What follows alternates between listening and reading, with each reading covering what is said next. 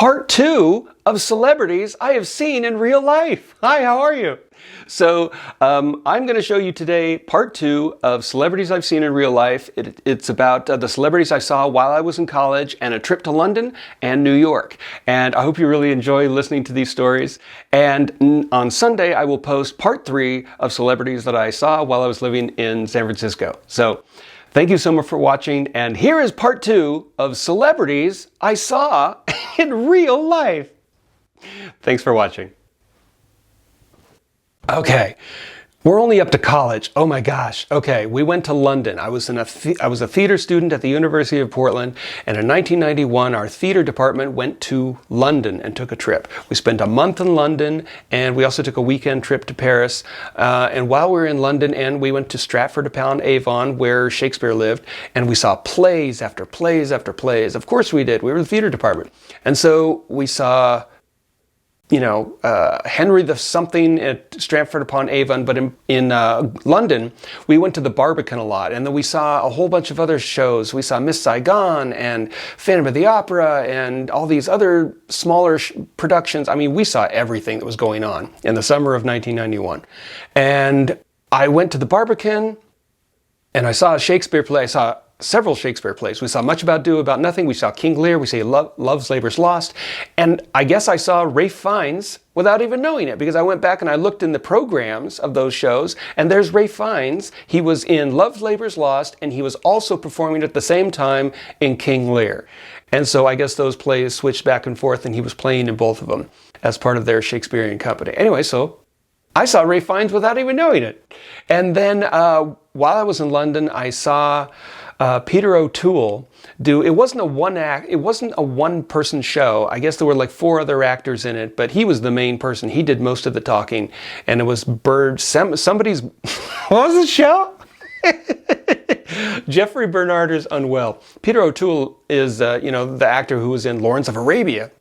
And so his character's playing intoxicated most of the show, and there was an intermission. And I went to the bar during intermission. This is where I discovered ginger beer. Ginger beer was awesome, man. And so while I was at the bar during the intermission at the Peter O'Toole play, I swear I saw Michael Palin. At least it looked like him. The memory card on the computer, the memory card on the camera filled up, and so I had to change that. And so anyway, I'm back. All right, where was I? Peter O'Toole. Okay, I was seeing a Peter O'Toole play, and I swear I saw Michael Palin. I swear he was standing by the bar. It could have been him. It sort of looked like him. And I think I also saw there Kevin Bacon, although I could totally be wrong. They were just kind of hanging out there. I was like, is that Kevin Bacon? Maybe it was. I have no idea. Anyway, I'm going to sort of count those as celebrity sightings. Celebrity sort of sightings.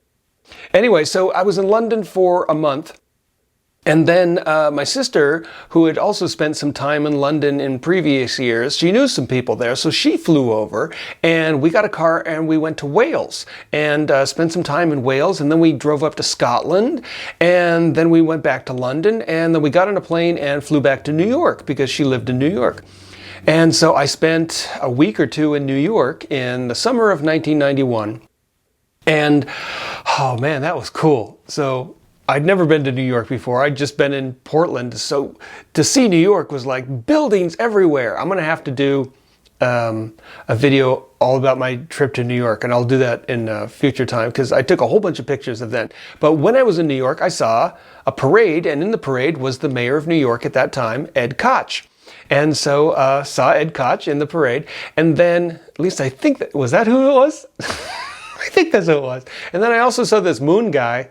I don't know who he is, but there was a moon guy. Because I remember McDonald's was doing these commercials where they were playing some kind of jazz thing, and they had a guy look like the moon. So maybe maybe he was dressed up like that. Anyway, I saw Moon Guy in New York. And then I saw a bunch of plays in New York. And so I saw Cats, I saw Chorus Line, I saw Les Mis, and I saw Phantom of the Opera. And when I saw Phantom in New York, it was a lot better seating because I saw Phantom in London. I was literally behind a post. I literally had to watch Phantom of the Opera like this. Who puts a post in the middle of the theater audience area? I don't know. Anyway, I also saw in New York, I saw a play, Cat on a Hot Tin Roof, starring Kathleen Turner. And so I saw Kathleen Turner, and who was the other guy who was in that? What was his name? What was his name? I don't remember. Charles Durning. Okay. In New York, I did the NBC tour at Rockefeller Center. I think I've mentioned this before somewhere, where I did the NBC tour at, I went to Radio City Music Hall and did that tour. Then I went to the NBC tour, and we went and we walked through the set of Saturday Night Live, and we walked through the set of David Letterman show. I'm such a fan of the David Letterman show and Conan and anything late night. Man, the whole late night thing, in the 80s, it was everything because we didn't have internet. And so late night, those were the comedians we watched. We watched Letterman and Conan and Leno and Carson and Arsenio Hall and whoever else was there. And so I reached down. I noticed that David Letterman's set was way smaller than it looks. I mean, literally, you could walk from Dave's desk to the band area over at Paul Schaefer's keyboard in like 4 steps. It was that small. It was just like, and we walked through the thing and suddenly we were in there. It was like, whoa, what is this? We're actually in David Letterman's thing? There's his desk. And then as we're walking out of the room, I reached down and I touched the carpet of his stage where his desk was. And it was just a profound experience for me. I touched Dave's carpeted stage desk area. And where David sat, where all those comedians had sat, all those famous guest stars had sat. And then I found out later, listening to Conan O'Brien's podcast, which I love. I'm a big Conan fan. And I found out that Conan, when he was writing for Saturday Night Live, used to go down in Dave's studio and sit at Dave's desk and write his skits for Saturday Night Live. It was such a, foreshadowing of him hosting late night later on in his life. It was like, whoa, that's wild. And so there's that. Conan was there too. And, man. Okay, so the NBC tour was really cool. And and also that's where David Sanborn performed, was in that David Letterman space. And so we've come full circle. So that was great.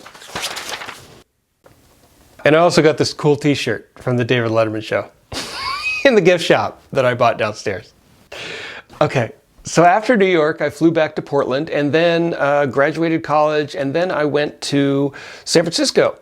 And before I lived in San Francisco, I lived in Oakland for a few months, and then I moved to San Francisco. And before, this was 1985, I was living in Oakland. And at that time, the Grateful Dead lead singer Jerry Garcia passed away. And so we went over across the bay to San Francisco and went to the Golden Gate Park, and there was this big memorial for Jerry Garcia in Golden Gate Park. And drums and concert, and I think Mickey Hart was there from Grateful Dead and a whole bunch of other artists. So I'm going to count those as a celebrity sighting because they were in the same vicinity as me. So there's the Jerry Garcia memorial. Okay, now we're in San Francisco.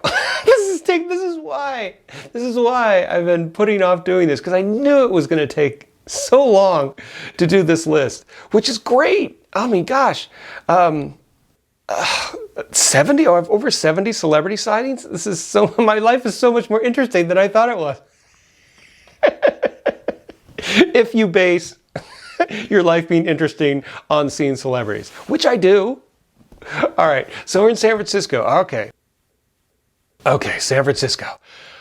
I saw so many celebrities in San Francisco. So the mayor, Willie Brown, saw him. I saw Ryan Stiles, who was one of the actors on Whose Line Is It Anyway? The improv TV show. And then he was on 2.5 Men. And I was in Union Square. I was walking up Powell Street, and I crossed Geary. And as I was crossing Geary, going towards the Westin St. Francis Hotel, I was crossing Geary, and I saw Ryan Stiles walking across the street. At least it looked very much like Ryan Stiles. I swear it was him because I looked at him and went, and he looked at me like, yep, it's me. Kept on walking. So that counts as a celebrity sighting. So Ryan Stiles. Also in San Francisco, there were these twin ladies. They were very famous San Francisco celebrities, and you saw these twin ladies.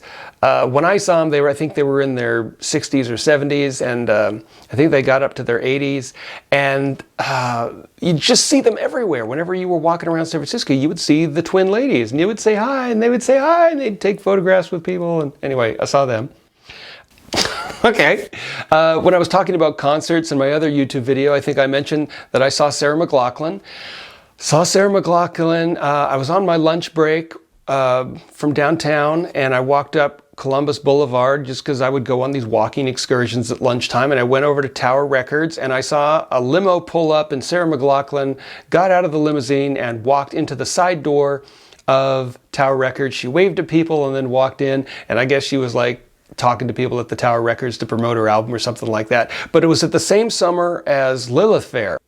And she may have been there because of the Lilith Fair thing. So I went to the concert at the Shoreline Amphitheater, which is south of San Francisco, and I went to the Lilith Fair. And at the Lilith Fair was Sarah McLachlan and Paula Cole, Natalie Merchant, Indigo Girls, and Erica Badu was at the Lilith Fair, all performing on stage at the same concert. And that was freaking awesome, man. I love the Lilith Fair. It was great. And so also in San Francisco, I also saw Paula Cole perform at a smaller club in San Francisco on the same night that I saw Susanna Hoffs from the Bangles or the Go-Go's. She was one of those. Susanna Hoffs was there also. It was a bunch of female performers performing in this small club area. And so Susanna Hoffs and Paula Cole. And then what other concerts did I go to in San Francisco? I saw Semisonic, who did the song Closing Time, and they played the Fillmore. So I saw them. I saw Dido. She performed at Amoeba Records. I just walked into Amoeba Records and there's Dido performing. So that was cool. And then there's the Haight Street Festival at Haight and Ashbury. And they had a whole bunch of bands playing there every year for that festival. So who knows what bands I saw there. And I saw U2 perform at the Oakland Coliseum. The big baseball stadium there. That was their Zooropa tour. And I saw Sting perform in Berkeley. So I saw Sting in Portland, and then I also saw him perform in Berkeley. And gosh, who else did I see?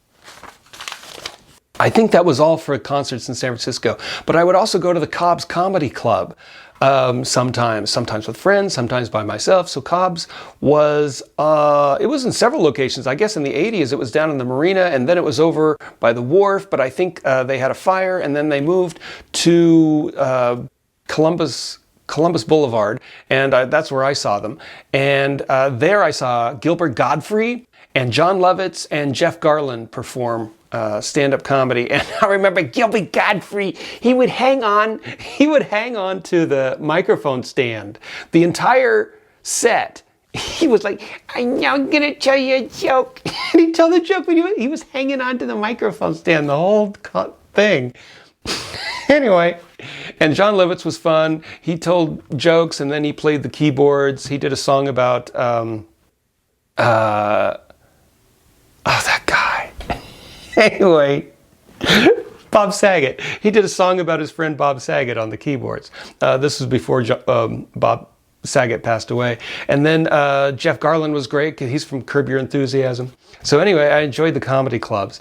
And what else did I do in San Francisco? There's so many in San Francisco. So while I was living in San Francisco, my dad, he put together some old cars. It was one of his hobbies. And so somehow he got one of his cars to be showed at the Pebble Beach Concourse, which is a big car show south of San Francisco near Santa Cruz. Anyway, at the Pebble Beach car show. And at the car show was Jay Leno. And Jay Leno was walking around the thing, and he got his picture taken with Jay Leno. And then we were also... we were up by the awards area, and I was standing with my mom. And I saw Clint Eastwood, who has something to do with the golf course there, but I think he lives in whatever town that is. What town is that? Anyway, it's a town. I think he was mayor of that town for a little while. And then here comes Clint Eastwood walking by, and I go, "Oh, Mom, it's Clint Eastwood." And she goes, "Oh, I don't like his movies." Just as Clint Eastwood walks right past us. So I don't know if he heard that, but it was, "Oh, I don't like his movies." Just Clint Eastwood is walking past us like, "Mom, I think Clint heard you." So anyway, that was my Clint Eastwood experience. And that was part 2 of Celebrities I Saw in Real Life. I hope you really enjoyed listening to it. I'm going to post part 3 on Sunday afternoon, and it's going to be Celebrities I Saw while I was living in San Francisco, and it's going to have some pictures and very exciting stories and some big names I'm going to mention. So anyway, I hope you really enjoyed listening to part 2, and I hope you look forward to listening to part 3 of Celebrities I Saw in Real Life. Anyway, thanks for watching, and have a fantastic... No, wait, this is on Wednesday, so I hope your week is going great. All right, I'll see you next time.